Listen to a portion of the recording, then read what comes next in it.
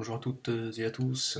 En ce dimanche 13 août 2017, alors, Rachida Bouteifa a posté une vidéo aujourd'hui. J'aimerais qu'on l'entende ensemble. Elle fait 8 minutes et 2 secondes très exactement. Et j'aimerais l'analyser avec vous. Allez, c'est parti.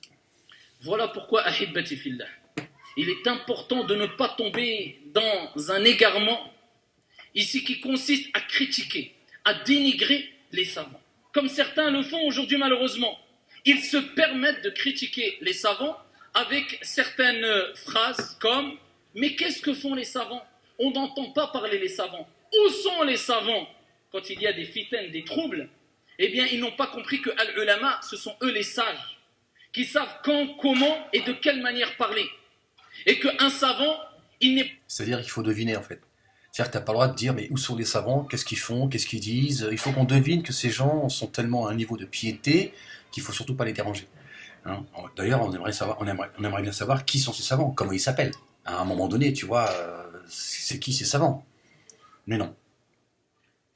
Et qu'est-ce qu'il y a derrière le mot critique, hein? Qu'est-ce qu'entend Rachida Bouteifa derrière le mot critique? pas forcément présent sur YouTube ou sur Facebook.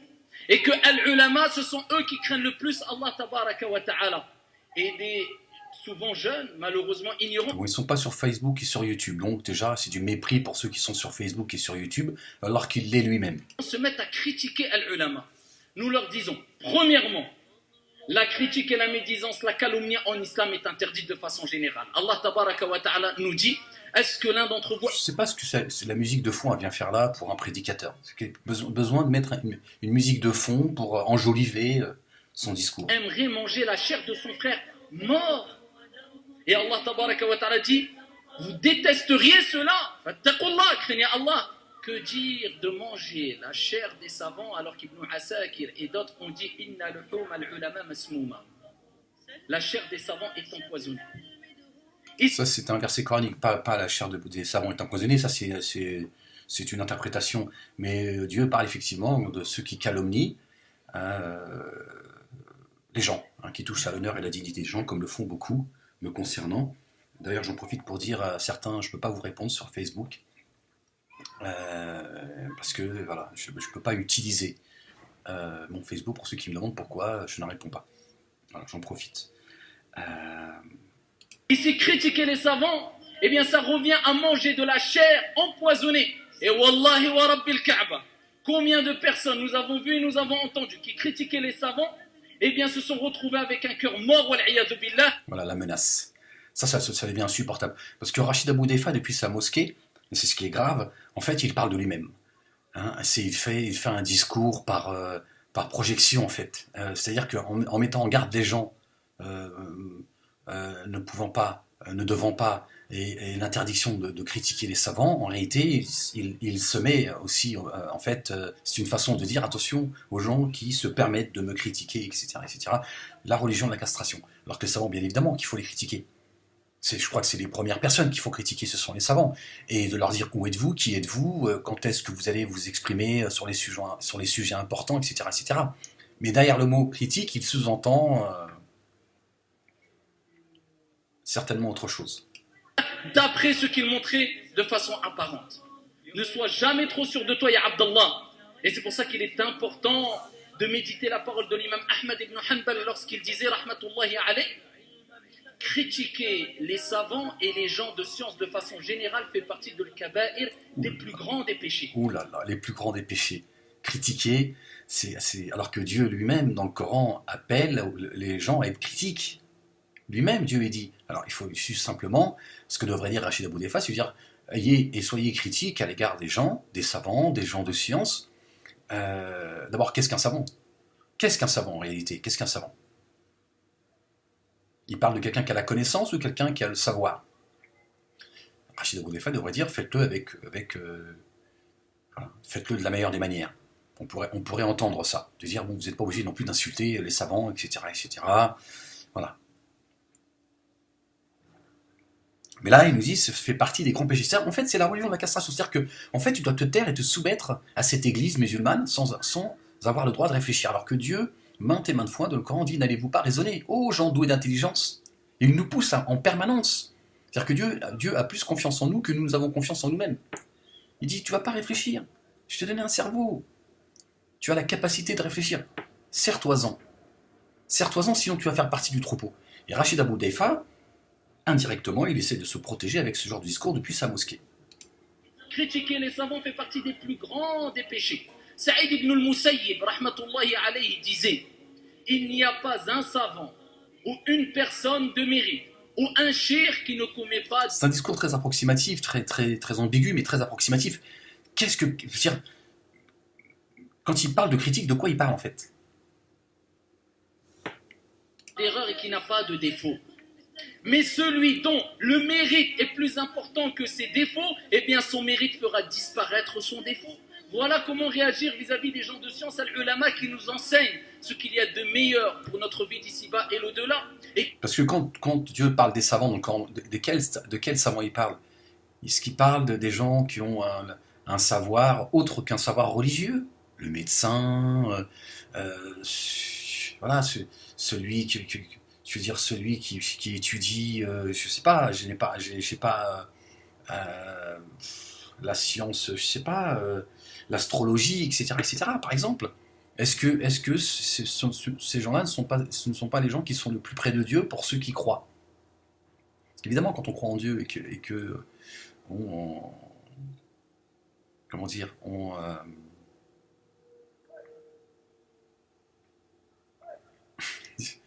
j'en perds mes mots en fait.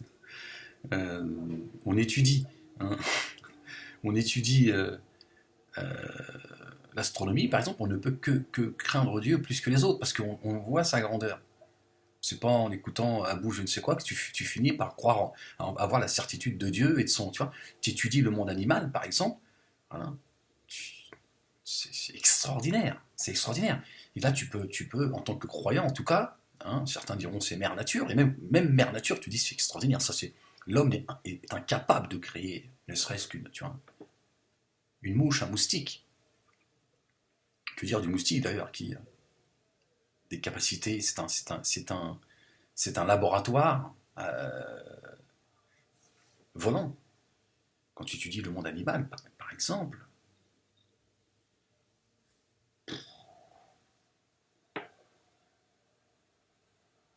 tu ne peux faire partie, et tu ne peux que faire partie, pardon, des gens qui craignent le plus Dieu, parce que tu vois, tu observes la grandeur de Dieu. Tu observes sa merveille. Tu te dis, waouh, et c'est ce qu'on peut déjà comprendre. J'imagine même pas. Donc, évidemment, Rachid Abou Daifa est en train de parler des savants, c'est-à-dire ceux qui, les responsables de l'église musulmane, qu'il faut surtout pas critiquer. Hein, il faut obéir à la lettre. T'as pas le droit de dire je suis pas d'accord avec ce qu'il dit. Où sont ces gens? À quel moment ils sont là quand on en a besoin? Tout ça, non. Ça fait partie des plus grands péchés. C'est la religion de la castration. Qui nous apporte le meilleur des repas, le repas spirituel. Deuxièmement, critiquer est toujours plus facile. Celui qui nous rapporte le meilleur des repas spirituels, il s'appelle le Coran. Je suis désolé, Rachid Abou Daifa. Hein, je veux dire, c'est Dieu qui s'exprime à travers ce livre révélé qui s'appelle le Coran, et le meilleur repas spirituel, c'est là qu'il se trouve. C'est pas tes savants, hein, parce qu'on aimerait bien savoir qui sont tes savants. Apparemment, c'est tes 4 écoles que tu nous balances en permanence et qui ont vécu à une époque. J'attends toujours la 5e école, moi, hein, mais bon, je crois que je serai crevé d'ici là. Que d'agir. Eh bien, ceux qui critiquent, est-ce qu'ils ont atteint le degré des savants pour pouvoir les critiquer? Est-ce qu'il faut avoir le degré des savants pour être critique, Rachid Abou Daifa? Qu'est-ce que c'est que ces privilèges que vous donnez à certains? C'est-à-dire que certains, ils ont le droit, eux, à la critique, ils ont le droit de s'exprimer, ils ont le droit de donner leur avis, ils ont le droit... Mais ceux qui n'ont pas le niveau du savoir que ces gens-là ont, donc n'ont pas le droit à raisonner, à penser, à réfléchir et à apporter une critique. C'est quand même extraordinaire, ces privilèges qu'ont certains sur le reste de la création. Extraordinaire, encore, une fois encore, alors que Dieu lui-même nous dit qu'il a descendu un livre révélé facile à la lecture et à la méditation. Est-ce qu'ils sont aptes pour pouvoir dire ils se sont trompés ou pas? La moindre des choses, c'est d'avoir le même niveau pour pouvoir dire et affirmer il s'est trompé ici ou il ne s'est pas trompé. Voilà, donc c'est clair. C'est-à-dire qu'en fait, si tu n'as pas le même niveau qu'eux, tu dois l'obéissance totale. C'est complètement délirant. Voilà ces gens, voilà, ça c'est extrêmement grave parce que Rachid Abou Hudayfa, avec son discours, il contredit complètement le Coran en fait. Il contredit complètement le Coran. Sinon tais-toi, as-tu déjà vu une personne qui va critiquer, Sinon tais-toi. titre d'exemple, un médecin parce qu'il a commis telle ou telle action lors de son opération alors qu'il n'est même pas débutant, il n'a même pas fait 1 an de médecine? Non, il n'a pas le vocabulaire, il n'a pas les outils pour pouvoir dire il s'est trompé dans tel détail. Mais il a une tête, Rachid Abou Hudayfa. Moi, je suis pas médecin. Il se peut qu'à un moment donné, je vois de par mon regard d'innocent, je me dis mais là c'est bizarre ce qu'il a fait parce que c'est quelque chose que je peux percevoir. Voilà. Maintenant, voilà. Évidemment que j'ai pas le même niveau qu'un médecin, je peux pas débattre avec lui, etc. Mais qu'est-ce que c'est qu'il y a ceux qui sont en haut, puis il y a personne d'autre. C'est complètement délirant ça. Je veux dire que celui qui a un étudiant qui a 1 an de médecine, évidemment qu'il peut à un moment donné dire le médecin, lors de son opération, il a fait quelques manipulations, c'est pas ce que j'ai appris. Et j'ai trouvé ça d'ailleurs même dangereux. Parce que le médecin, il a aussi ses faiblesses, il peut aussi se tromper. Qu'est-ce qu'il raconte lors de son opération? Comment toi tu vas critiquer le ulama? Tu ne sais peut-être même pas les conditions des ablutions dans les détails par cœur. Et alors? Étonnant. Et alors? Donnons une autre métaphore. Je n'aime pas trop ce genre de métaphore, mais ça parle peut-être plus. Ces gens-là, en général, qui critiquent sont-elles des gens qui sont dans des gradins? Lors d'un match de foot, c'est pour ça que je vous dis ça parle plus. Eh bien, la personne qui est dans le gradin, il aurait dû tirer. Voilà comment il s'exprime. Il aurait dû tirer, il aurait dû faire une tête. Pourquoi il a fait ceci? Pourquoi il a fait cela? Il a oublié, mesquin, que lui, il est dans les gradins et que les professionnels sont sur le terrain. C'est un peu ça. Donc, là encore, je veux dire, en plus il parle de foot, donc c'est quelque chose que je connais bien. Bon, peut-être que moi, je fais partie de ceux qui sont nés avec quelque chose, mais bien sûr que quelqu'un qui est dans les tribunes, il peut à ce moment-là se dire, voilà, le dribble de trop. Pourquoi à ce moment-là, première intention, pourquoi il n'a pas frappé? Pourquoi est-ce qu'il fait un crochet et c'est trop tard? Voilà. Le gardien, il a bouché le trou, il a été contré par un défenseur parce que au moment où il fallait qu'il frappe, sa première intention, il a hésité, et quel est le problème? Il faut être un joueur professionnel pour voir ça? C'est complètement délirant. C'est quoi cette dictature de... C'est tous ceux qui vont vous dire, c'est tous ceux qui sont diplômés, qui veulent pas que ceux qui n'ont pas de diplôme s'expriment. C'est la même chose en fait. Ceux qui écrivent le français sans faire de faute ne supportent pas que quelqu'un qui fait des fautes d'orthographe, voire comme moi qui les invente, n'a pas le droit de s'exprimer ou d'écrire. C'est complètement délirant, quoi. C'est de la dictature en fait. Donc voilà pourquoi il est important d'agir avec pudeur. Eh bien, même si tu n'es pas d'accord, selon... Ça serait bien que tu fasses preuve de pudeur un peu de Rachid Abou Hudayfa à l'égard de ceux qui sont pas savants. Toi, tu n'es pas d'accord avec une partie de ce qu'a dit les savants, eh bien ne jette pas tout à la poubelle, akramakumullah. Reconnais que c'est ces personnes-là qui nous apprennent à faire la prière, à faire les ablutions, à se comporter de la meilleure manière avec notre Seigneur. C'est très Les important. gens vont peut-être te dire oui, mais toujours les ablutions et la prière. As-tu oublié que la première des choses sur laquelle on va rendre des C'est vrai, ablution, prière tout au long de... comptes au jour de la résurrection, c'est quoi? As-salat. Et Tu vois, voilà. Donc il faut pas critiquer les savants. Alors que moi je suis pas du tout d'accord avec ce qu'ils racontent. La première chose sur laquelle on sera jugé, c'est la prière. C'est une hérésie. J'ai cru pendant 30 ans, c'est une hérésie. Ils ont fait des outils, une finalité. Ce sont les adorateurs de la prière. Cet outil qui est censé nous éloigner de la turpitude et du blâmable et de nous rapprocher de Dieu, parce que forcément, à chaque fois que tu rencontrer 5 fois Dieu par jour, c'est vrai qu'à un moment donné, entre 2 prières, quand tu fais le con, à un moment donné, tu commences à dire, bon, j'ai une prière qui arrive, je peux pas voler, je peux pas faire ça. Donc c'est aussi pour ça que la prière, elle est là. C'est qu'à un moment donné, tu dis, bon, je fais pas, à chaque fois, je peux pas... Bon, après, à moins que tu as le droit, comme certains, tu vois. Parce que au nom de cette chose la plus importante, au nom de la prière, tu as le droit de, tu vois, t'as le droit de vendre de la drogue, tu as le droit d'aller t'as le droit de ceci, de cela, de cela et cela. Donc c'est...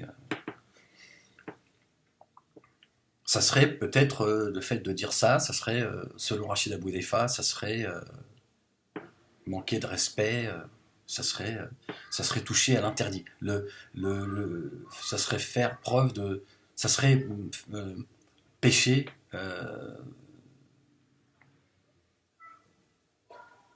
Ça serait en fait de commettre un péché, pardon, décidément, ce serait de commettre un grand péché que d'être critique à l'égard de Rachid Abou Deifa ou de ces savants dont il parle. On ne sait pas qui ils sont d'ailleurs, ce serait bien qu'à un moment donné, ils donnent des noms.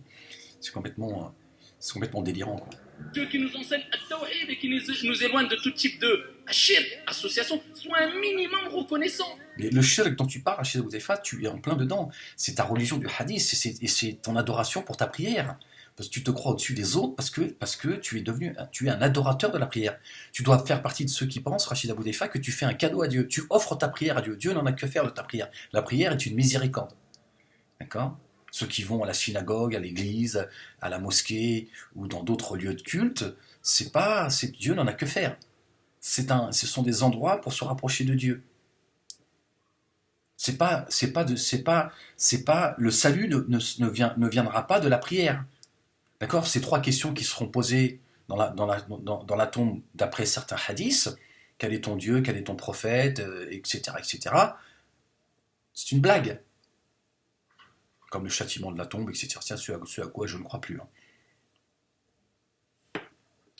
Le prophète n'a-t-il pas dit, celui qui n'est pas reconnaissant vis-à-vis des gens, n'est pas reconnaissant vis-à-vis de son Seigneur Tabaraka wa Ta'ala. Troisièmement. Ça, c'est vrai. Eh bien, qui te dit que c'est juste logique, en fait. C'est juste logique, hein, je veux dire. Ta relation verticale dépend de ta relation horizontale, quoi. Si tu es ingrat à l'égard des gens, c'est parce que tu l'es à l'égard de Dieu. Voilà, si tu crains Dieu et que voilà. Donc tu te dois d'être reconnaissant à l'égard de ceux qui sont bienveillants à ton égard. Les savants n'agissent pas lors des périodes de troubles et ne conseillent pas. Comme j'ai dit précédemment, ce n'est pas toute personne qui apparaît sur Facebook qui est savant, et ce n'est pas parce que des savants n'apparaissent pas et ne crient pas haut et fort leur Voilà une façon de jeter l'opprobre sur tous ceux qui comme Ahmed Moalek, qui se donnent le droit de donner leur avis. Voilà, c'est une façon de dire taisez-vous voilà, depuis sa mosquée, du haut de sa chair. On sait qu'il ne conseille pas. Une personne un jour a dit lors d'une assise à Ibn Uthaymin rahmatullahi alayh, et Achir, vous ne conseillez pas les savants, vous ne conseillez pas les gouverneurs. Le cheikh a dit, et qu'est-ce que tu en sais? Tu es avec moi tous les jours pour savoir si je les conseille ou pas, si je donne pas des conseils? Il dit, bon, on adore les histoires. On est des fabricants d'histoires, c'est un truc de dingue. Sur les histoires, c'est vrai qu'elles sont belles, mais c'est à dormir debout en fait. Bah, dans ces cas-là, ils n'écoutent pas. Si vous les conseillez, bah, ils n'écoutent pas. Il dit, pourquoi toi, quand on te conseille, tu écoutes toujours? Face à 4. Pour lui rappeler, ils ne sont pas parfaits, nous on fait notre travail khlas. Comme les gouverneurs ne sont pas parfaits, comme nous on n'est pas parfaits, comme chacun fait des erreurs. Et ce n'est pas parce qu'un savant a une déficience dans une chose, et je ne dis pas que les savants n'ont pas des déficiences, mais qu'on va les considérer comme des serpillères, ou alors comme je ne sais quoi. Un peu de respect vis-à-vis de Al-Ulama. Voilà, c'est ça en fait. Donc qu'est-ce qu'il y a derrière le mot critique? Critiquer, ça serait penser d'eux qu'ils sont des serpillères. Une histoire rapportée par l'imam al-Shawkani. Moi, j'en ai strictement rien à faire de Bukhari et Muslim, par exemple. J'ai le droit de penser que j'en ai strictement rien à faire, en fait. Je n'ai pas, moi, à vivre ma religion à une époque parce qu'on a expliqué que Bukhari serait le deuxième livre révélé.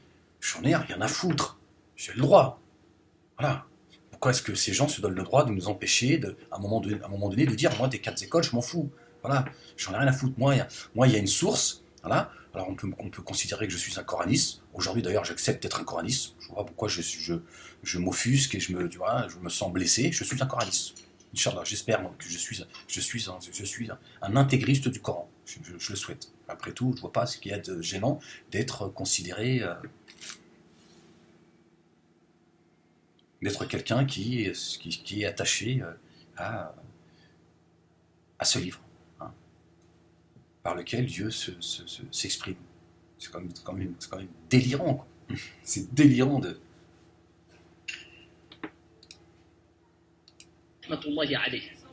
Il dit, un jour il y avait un savant qui était proche d'un détenteur du pouvoir, d'un gouverneur.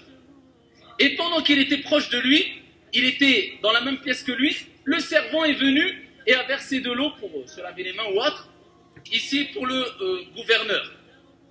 Et le servant a fait tomber de l'eau, il a eu une mauvaise manipulation et a renversé l'eau sur le gouverneur. Le gouverneur, c'était un tyran, c'était quelqu'un de mauvais, il s'est levé et pour un rien, il était prêt à tuer les gens. Il s'est levé, il a dit, prenez-le, tuez-le, faqtulu. Al-alim est présent, le savant est présent, qu'est-ce que je fais? Alors j'intercède en faveur de la personne qui est opprimée, on va me tuer. Et je pourrai plus parler au mieux. Ou je pourrai plus parler au mieux. Qu'est-ce qu'il a fait? Regardez la sagesse de l'ulama. Mais les gens ne voient pas, ne pouvaient pas voir cette situation-là. La preuve qu'il y a des choses qui nous dépassent. Reste à ta place, tu vas rendre des comptes sur les savants, toi. C'est complètement délirant, en fait, ce qu'il est en train de dire. En fait, il est en train de dire, tais-toi, parce que ces gens, ils agissent, mais comme tu n'as pas les connaissances de leur agissement, tu dois avoir une confiance en eux aveugle. C'est complètement délirant. C'est-à-dire qu'en fait, Rachid Aboudaifa nous demande de croire aux fantômes. C'est complètement délirant, quoi. C'est-à-dire que le suivisme à son paroxysme. C'est-à-dire que tu dois te dire, non, ces savants, ils sont là, si on les entend pas, si on les voit pas, il faut leur faire confiance, machin. Alors ça nous raconte toujours, non, les Arabes sont des spécialistes des histoires, Non, sur toi, oui. Oscoute. Tais-toi, c'est préférable pour toi. Tais-toi, c'est Le préférable. savant, il s'est dit, comment je vais réagir? Avec sagesse, al-hikmah. Allah, il dit, yu'ti al-hikmata man yasha, wa man yu'ta al-hikmata faqad utiya khayran kathira. Allah donne la sagesse à qui il veut. Et celui à qui il a été on dirait un saoudien, il aime copier ses maîtres. donné la sagesse, il lui a été donné un grand bien. Et al-hikmah, c'est faire ce qu'il faut et dire ce qu'il faut de la manière et au moment qu'il faut. Il se met du côté du gouverneur et dit, tu as raison. Eh bien, regarde ce qu'il a fait. Tu n'as pas honte. Tu as fait quelque chose de grave. C'est le gouverneur. Et tu lui as manqué de respect. Et ceci, cela. Et tu as de la chance que le gouverneur est quelqu'un de clément et de miséricordieux. Et qu'il va au-dessus de ses erreurs, etc. Et il va sûrement te pardonner. Mais attention de refaire. Le gouverneur a dit, Khalas, c'est la dernière fois. Et la prochaine fois, je te tue. Mais par contre, vous allez le fouetter.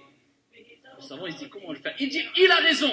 Et tu mérites le fouet. Et c'est même moi qui va te fouetter. Pour alléger les souffrances de la personne. Vaut mieux que ce soit lui qui sache comment lui donner cette sanction que des gens qui vont s'acharner sur lui. Il dit, c'est moi qui va te fouetter. Il dit, sortez-le. Akhrijou. Le savant, il prend le fouet et il le frappe. Les gens voient ça. Un tel savant frappe une personne. Pourquoi? Parce qu'il a renversé de l'eau sur le gouverneur. Alors imaginez-vous les critiques à notre époque qu'il aurait mangé. Bon, allez, en disant que cette histoire est véridique, quel rapport avec la critique à l'égard des savants? Voilà, on dira simplement que cet homme-là, c'est quelqu'un qui a de la subtilité, qui a de la sagesse, qui est vif d'esprit et qui a tout de suite saisi comment faire pour sauver cet homme qui a renversé malencontreusement de l'eau sur un gouverneur et il s'est dit, je vais intervenir de cette manière pour lui sauver la vie. C'est très bien, mais ça n'explique pas de devoir se taire face aux savants. Voilà. N'importe qui a un certain pouvoir aurait pu intervenir parce qu'il a un certain statut auprès du roi. Il aurait pu, sans être un savant religieux, un connaisseur, il aurait pu dire agir de la même manière, faire semblant de disputer cette personne-là parce qu'il a de l'affection pour elle ou parce que c'est un membre de la famille, etc., en disant voilà, tu n'as pas honte, hein, tu renverses de l'eau sur le gouverneur. Hein, honte à toi, donnez-moi le fouet que je le fouette. Voilà. Et il va le fouetter, il va se dire je vais le fouetter de manière à ce qu'on entende crier, mais ce sera les coups de fouet seront moins forts que si ça avait été quelqu'un de la garde rapprochée, etc., etc. Et le gouverneur avait décidé de lui couper la tête. Ben moi, je ferai en sorte que de lui sauver la vie. Voilà, mais ça n'explique c'est complètement délirant ce que nous raconte Rachid Aboudaifa. Vous voyez? Alors que le savant, il a bien fait ou pas? Il a bien fait. Il a sauvé la vie de cette personne-là. Mais les gens ne voient pas plus loin que le bout de leur nez pour nous rappeler à Hibbati Fillah. Quelle méprisance. Chacun reste à sa place et qu'ils sachent que personne n'est infaillible. Al-Kamalu Lillah. Les savants non plus sont pas infaillibles. C'est fini. Les prophètes ne sont pas infaillibles. Les messagers ne sont pas infaillibles. Combien de fois les prophètes et les messagers, Dieu, s'il ne les avait pas touchés de sa grâce, ils auraient glissé même dans le péché. Dieu il le dit.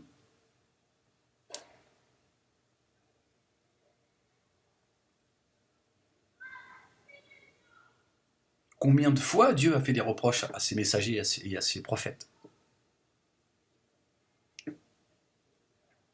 Que dire des savants?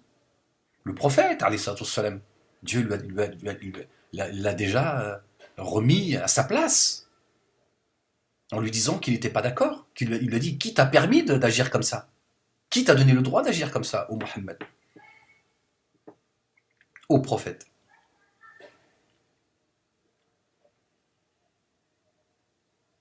L'homme poisson, Jonas. Youssef, alayhi salam. Jonas, alayhi salam. Joseph.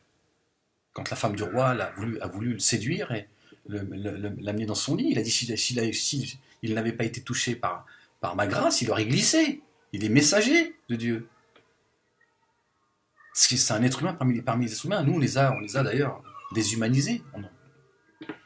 Ce sont des hommes comme vous et moi. Ils ont des faiblesses, ils ont leurs faiblesses. Après, Dieu, il touche de sa grâce qui il veut.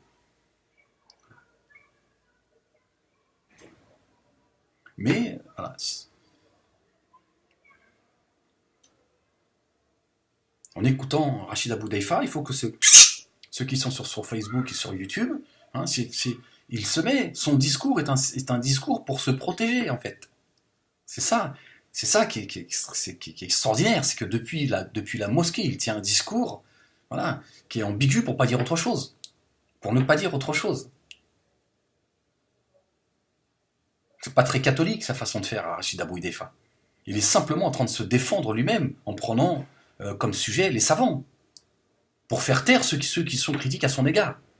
Il a critiqué et insulté les gens. Critiquer les gens, c'est pas les considérer comme des serpillères. D'accord? Et on peut dire, moi, tes savants, j'en ai strictement rien à faire. Je suis pas obligé de suivre les savants, moi. Je suis pas obligé de les suivre. Voilà. J'ai tout intérêt à essayer d'aller chercher la science là où elle est. Mais rien ne m'oblige à les suivre. Surtout quand j'en ai pas connaissance. Pardon. On parle de savants, on sait pas qui c'est des fantômes, les mecs.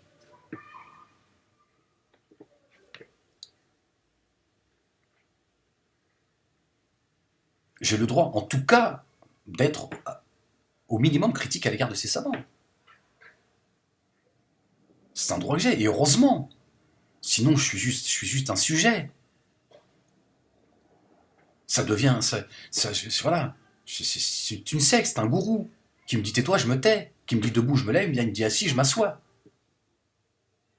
Là, on critique pas les gens pour les critiquer, on vient pas semer le désordre pour semer le désordre, on n'est pas là, voilà. Mais à un moment donné, on peut dire non, moi je suis pas d'accord, excusez-moi, mais je suis pas d'accord avec ce que vous dites.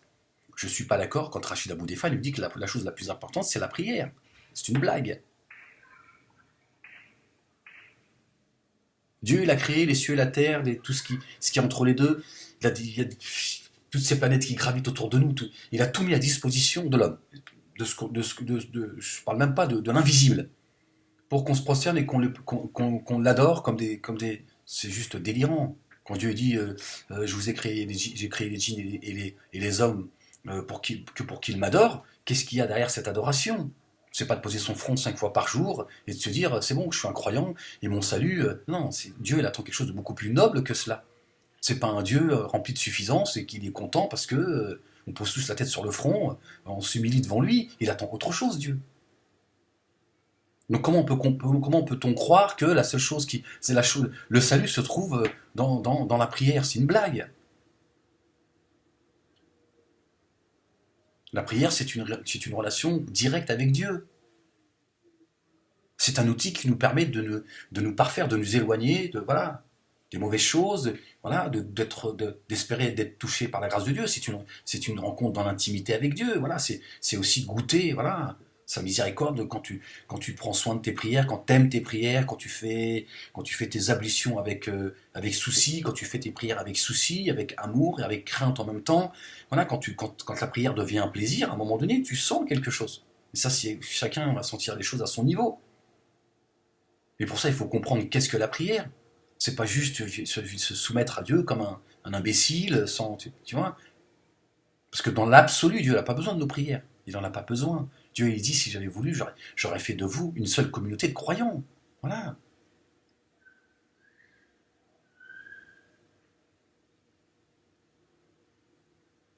C'est tout. Donc voilà, on voit bien que Donc voilà, ces discours me fatiguent, m'agacent, parce qu'en fait, voilà, ça fait 30 ans qu'on entend ces mêmes discours, ces gens qui nous ont castrés, qui nous empêchent de réfléchir, et qui se servent en fait de ce genre de prêche pour se protéger et continuer voilà, à avoir voilà, une influence et à avoir, comment dire, sur leurs ouailles, voilà,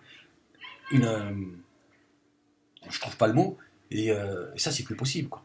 C'est plus possible voilà, de nous mettre comme ça, voilà, dans une position inférieure, euh, de gens qui doivent se taire, qui doivent seulement écouter, dire Amen, voire merci, et d'obéir de manière, voilà, comme des robots, quoi, comme des machines. Ah non, je suis désolé, Rachid Aboudeffa. Bon, les savants, c'est bien pour eux s'ils sont savants. Ils auront leur récompense auprès de Dieu. Moi, le minimum, c'est d'être critique et vigilant. Parce que Dieu m'appelle à être critique et à être vigilant à travers ses paroles. D'accord? Donc ce ne sont pas les paroles du prophète, ce ne sont pas les paroles des savants, c'est la parole de Dieu qui nous demande d'être critique, même à son égard. D'accord? Le musulman a tout intérêt à être critique à l'égard du livre, du Coran. D'essayer de se poser les bonnes questions. Et pas de suivre bêtement ceux qui nous disent voilà ce que Dieu dit. Non, c'est ce que toi tu penses que Dieu a dit. Tu as peut-être raison, mais voilà, c'est ce que toi tu penses. Et puis marre, hein, évidemment, de devoir vivre avec toujours dans le passé, ces 4 écoles, qui à un moment donné ils ont fait leur travail, tant mieux pour eux, leur récompense elle est auprès de Dieu. Moi je dis, elle est où la 5e école? Celle qui va libérer les esprits, celle qui va pousser les gens à retrouver leur intimité avec Dieu, à réfléchir, à penser, à être critique.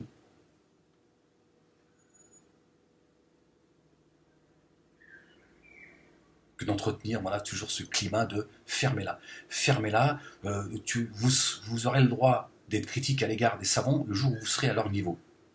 Qui décide d'abord voilà. C'est complètement délirant, c'est fou, alors que on devrait, voilà.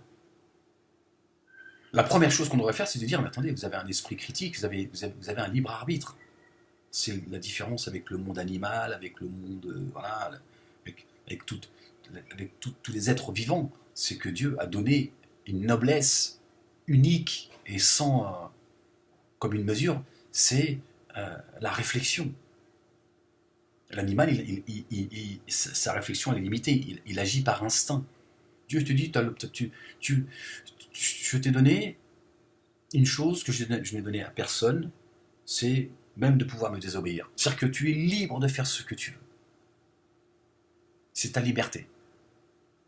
Et c'est pour ça que tu es beaucoup plus noble que l'ange si tu es obéissant.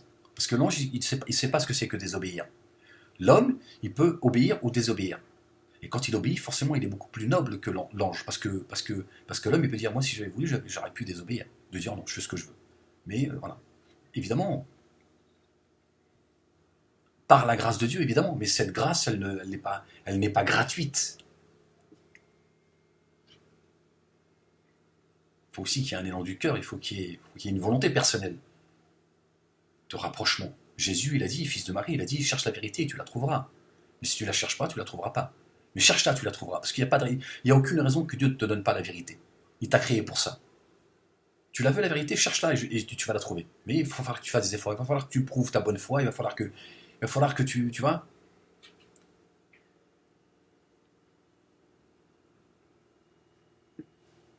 Mais tu la trouveras. Il n'y a aucune raison que Dieu te cache la vérité. Sinon, c'est un Dieu injuste. Et il touche de sa grâce ce qu'il veut. Parce que lui, il lit les poitrines, il sait.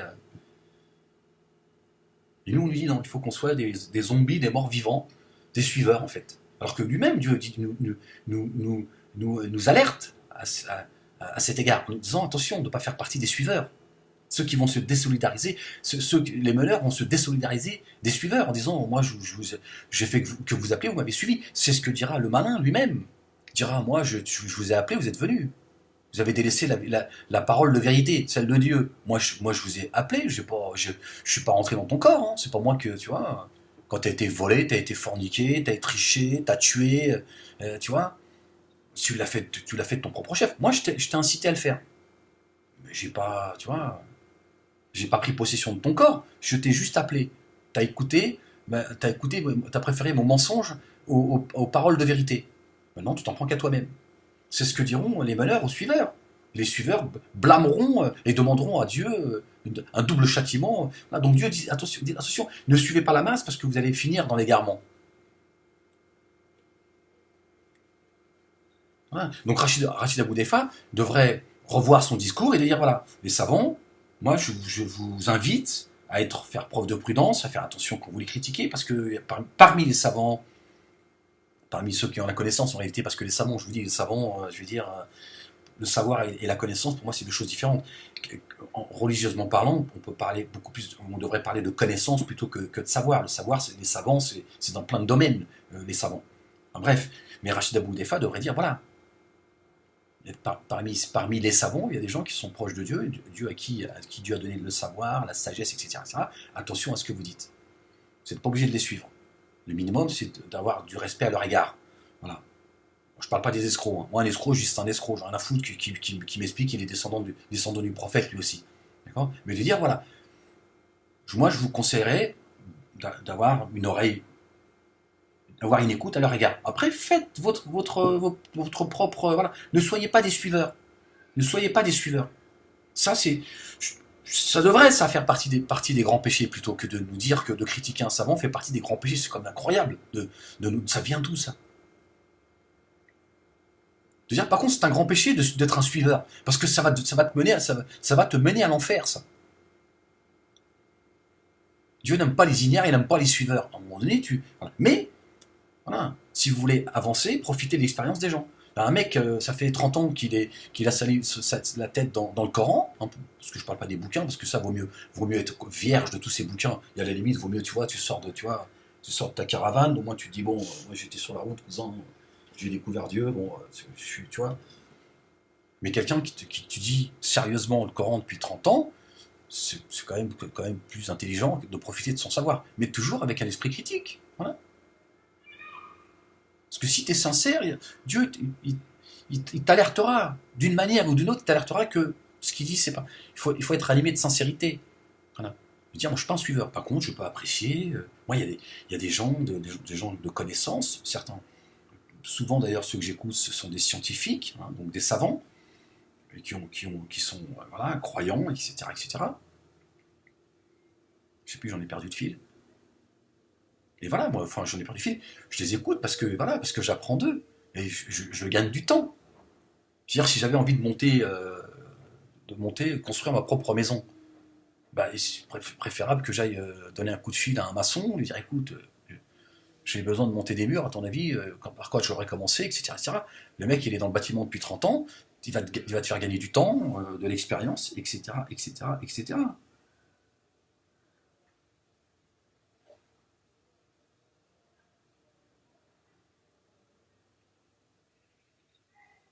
Donc on a tout intérêt à écouter voilà, ces gens qui ont la connaissance. Mais là, ça c'est une mise en garde que fait Rachid Aboudaïfa. C'est pas sérieux. Et voilà, c'est comme ça qu'on nous parle depuis 30 ans en France. Et 1400 ans après la mort du prophète. Ces gens qui nous ont castrés, en fait. Qui ont pris le pouvoir et qui ont décidé qu'il fallait pas être critique, en fait. Voilà. Et ça, on le voit d'ailleurs dans tous les... Voilà. Le monde politique, c'est pareil. Le monde politique, il n'a pas envie que tu réfléchisses. Dès que tu commences à réfléchir, tu deviens dangereux. Donc il faut faire des lois pour que... C'est la même chose, en fait. Sauf que c'est dans le domaine de la religion. C'est juste insupportable. Et Rachid Aboudefa, depuis sa mosquée, voilà, traite le sujet, en réalité, pour faire taire certains qui auraient envie de dire, attends, Rachid Aboudefa, t'es gentil, mais moi, il y a des choses qui commencent à bien faire dans ton discours.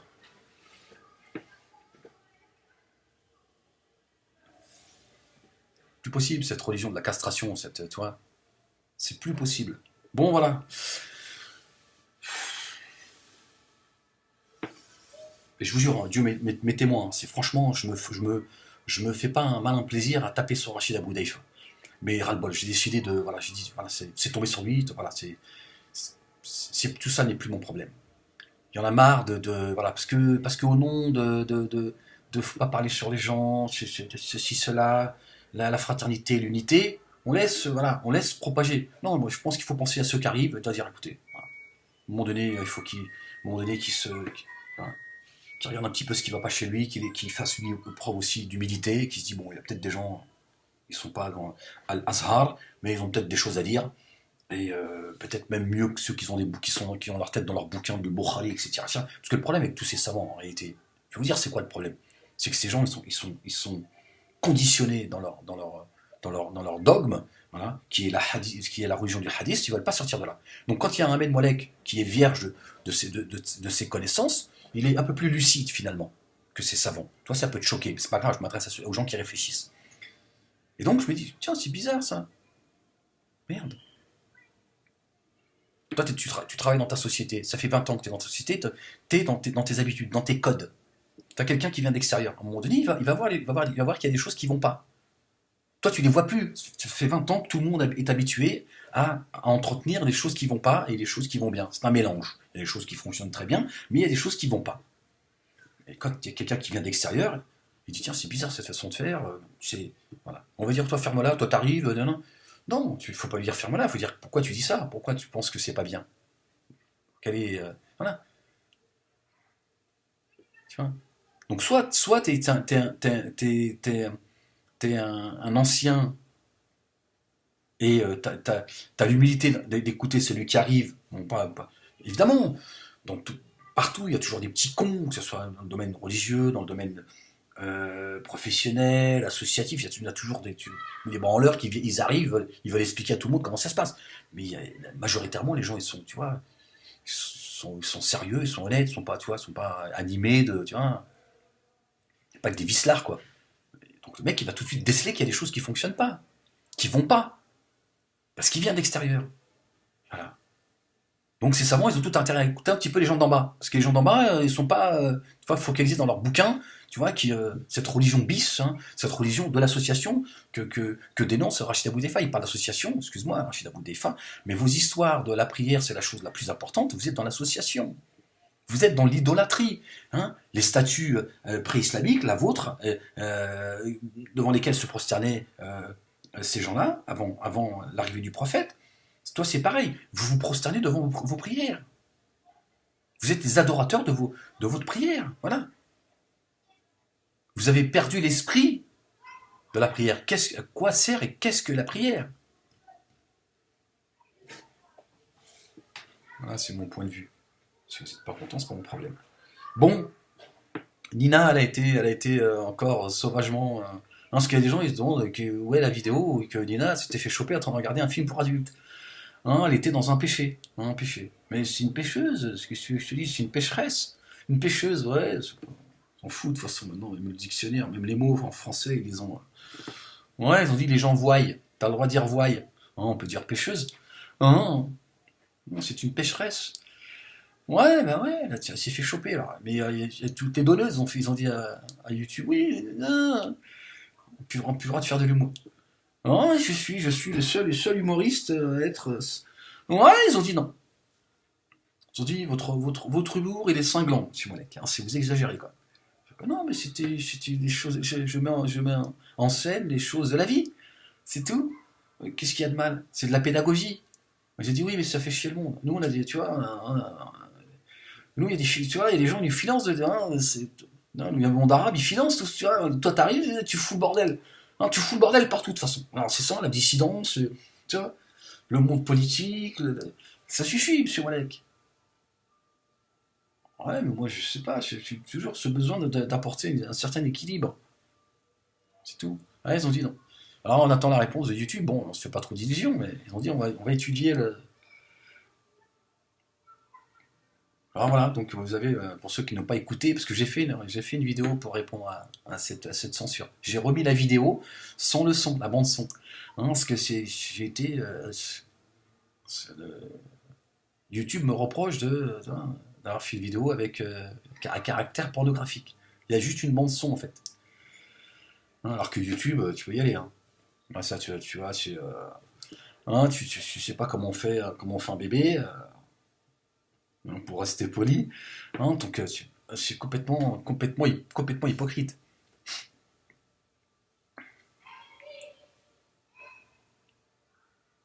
Alors donc c'est musulmanisme, bon, évidemment, il y a la secte de R, il y a la Naomi Montagne, ça les arrange bien de se faire passer pour des musulmans, voilà, ou de laisser agir ces musulmanistes qui agissent, parce qu'ils agissent aussi, il ne faut pas raconter d'histoire, tu vois. Et ils agissent, ils veulent pas que je réponde à cette partie des musulmans. Hein, de vrai, Rachid Abou Defa, dire, voilà, c'est pas normal ça, c'est pas normal qu'il y ait des gens... non, il faut se taire. Hein, dire c'est quoi ces gens, vous empêchez les gens de s'exprimer. Les gens ils s'expriment comme ils veulent. Voilà qui fait de l'humour. Bon, toi, ça te choque parce que il met une bande son d'une femme qui jouit, hein, et qui prend des claques, hein, par celui qui est en train de la faire jouir.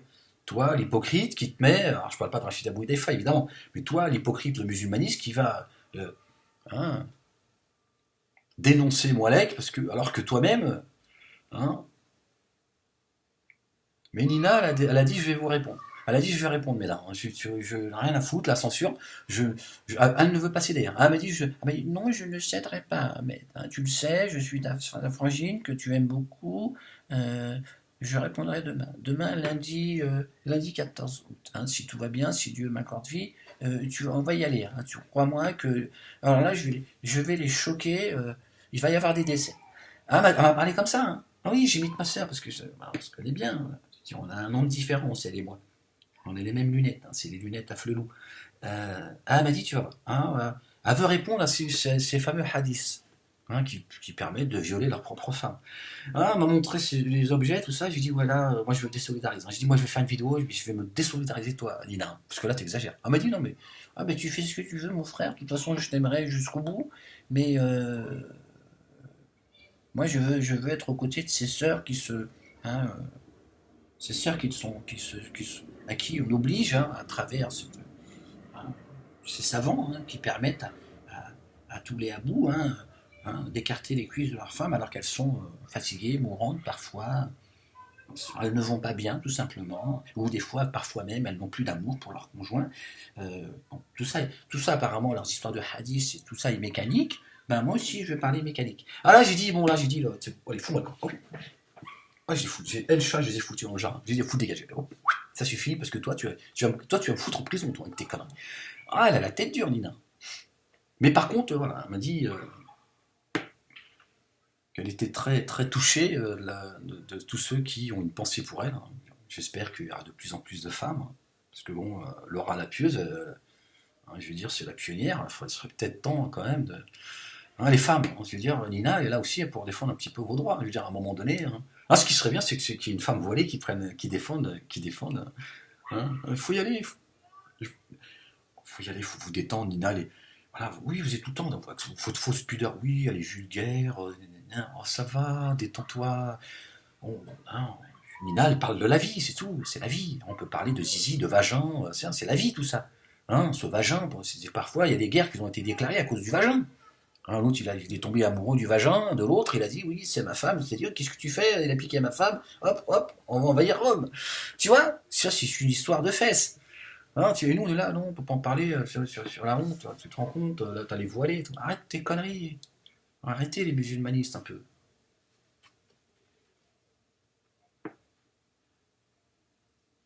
Non, vous êtes chiants, enfin. On peut même plus rire maintenant. On en est compte. Moi, je suis banni à cause de quoi? À cause d'un sketch. Arrêtez quand même, merde. J'ai l'impression que le seul sketch pornographique sur YouTube, c'est c'est le mien. Donc, faut arrêter de délirer. Hein. Je veux dire, je n'ai pas mis, tu vois, je n'étais pas non plus à poil devant le. Hein. Bon, en tout cas, normalement c'est prévu qu'elle vous réponde demain. Ah, vous êtes choqués, hein, je vous le dis tout de suite. Enfin, pas moi, hein. Moi je trouve ça tout à fait normal, hein. Je veux dire, hein, elle veut parler de sexe. Elle a dit, je vais parler de sexe, je vais proposer, donner des idées à ses sœurs, hein, celles en tout cas qui sont piétinées par leur mari, par ces violeurs. Écoute, Hadith, elle n'est pas contente, hein. Elle a dit, bon. M'a dit, j'ai beaucoup plus de respect pour les couples libertins. Non, elle file un mauvais coton, hein. Ouais, je lui ai dit, si tu continues, moi je vais me désolidariser de toi, Nina. Parce que là, moi je veux bien te défendre, mais là tu commences à. Moi aussi je commence à en avoir marre. Ouais, tu vois, on va bien se parler. Bon. euh, Ouais, tu veux de la censure. Je vais t'en donner, moi, du cochon, tu vois. Hein, je vais te donner, moi, de la censure. T'en veux de la censure? Il n'y aura pas de prisonnier, je te le dis tout de suite. Non, il est hors de question de. Tu vois, ça suffit à un moment donné. Oh, qu'est-ce que c'est que ça? Attends, on peut même plus rire maintenant. Bon, allez. Bon, portez-vous bien et je vous dis à très vite. Allez, peace.